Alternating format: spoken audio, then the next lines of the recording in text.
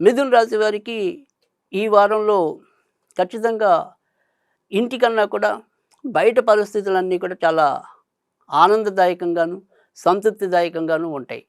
అంటే బయట పరిస్థితులు అంటే ఏంటి అనేది మీకు కొంతవరకు సందేహం ఉంటే గనక, అంటే బయట పరిస్థితులు అంటే మనం చేసే ఏదైనా సరే, ఒక ఉద్యోగం అవ్వచ్చు, వ్యాపారం అవ్వచ్చు, స్వతంత్ర వృత్తి కావచ్చు.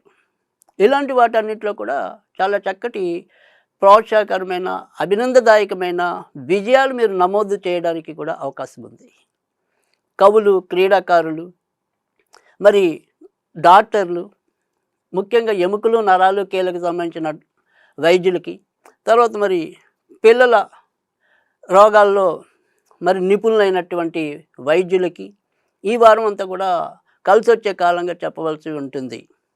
అంతేకాకుండా మిథున రాశిలో జన్మించి కొత్తగా గత కొద్ది నెలలుగా ఎవరైనా అయ్యో ఉద్యోగం ఎప్పుడొస్తుందా, ఉద్యోగం ఎప్పుడొస్తుందా అని ఒక రకమైన మానసిక వేదనకి లోనవుతున్నట్టయితే గనక, వారికి కూడా ఖచ్చితంగా మంచి జరిగే అవకాశాలు ఈ వారంలో ఎక్కువ ఉన్నాయి. అంతేకాకుండా మీరు కొద్దిగా బద్ధకాన్ని తగ్గించుకుని, ఏదైతే ఖచ్చితంగా మీరు ఒక లక్ష్యం అనేది మీరు పెట్టుకుని ఉంటే గనక, ఆ లక్ష్యానికి మీరు చేరువవ్వడానికి ఈ వారం మీకు దోహదం అవుతుంది. కనుక ఏదైనా సరే వాయిదాలు వేయటం గానీ, కొంతవరకు అలక్ష్యం గానీ, బద్ధకం గానీ, ఇలాంటి మీలో ఏదైనా సరే చిన్న చిన్న బలహీనతలు ఉంటే, ఆ బలహీనతలన్నింటిని కూడా పక్కన పెట్టుకుని, ఖచ్చితంగా ఈ రకమైన గోచారం ఇప్పుడు మీకు అనుకూలమైన గోచారం ఉంది కనుక, ఖచ్చితంగా 4 అడుగులు మనం వేస్తే మిగతా 4 అడుగుల వైపు మీ గోచారం తీసుకెళ్తుంది.